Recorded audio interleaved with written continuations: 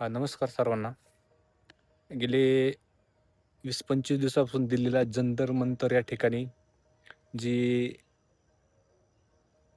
युवकांचं आंदोलन चालू होतं. देशव्यापी आंदोलन म्हणा, काही देशव्यापी म्हणलं तर हरकत नाही. देशव्यापी आंदोलन चालू होतं. बऱ्याच राज्यामध्ये त्याला सपोर्ट म्हणून आंदोलन चालू होतं. जसं मुंबई, बिहार, आपलं पाटण्याला वगैरे भरपूर ठिकाणी आंदोलन झाले त्यांच्या विरोधात.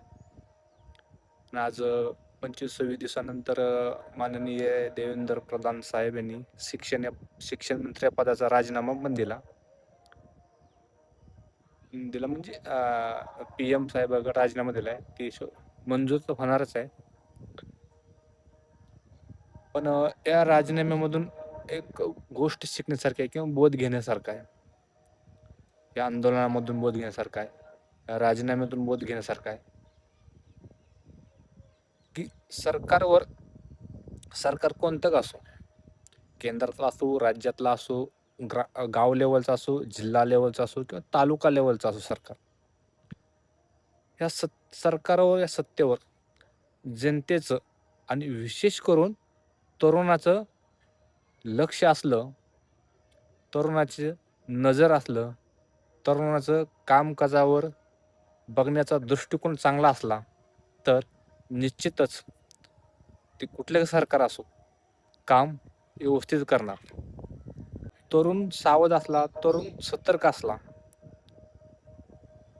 तर त्याचं आज ज्वलंत उदाहरण म्हणजे दिल्ली दिल्ली या ठिकाणी जंतर मंतरचं आंदोलन झाल्यामुळं माननीय धर्मेंद्र प्रधान साहेबांनी राजीनामा दिला.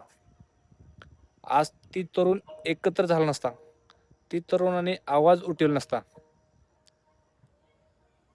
तर हे आज जे प्रधान साहेबांनी जे राजीनामा दिलाय ते कदाचित दिला नसता किंवा काय ती XY पुढचं काय झालं असतं ते आपल्याला माहित नाही. पण माझा सांगण्याचा एकच उद्देश आहे.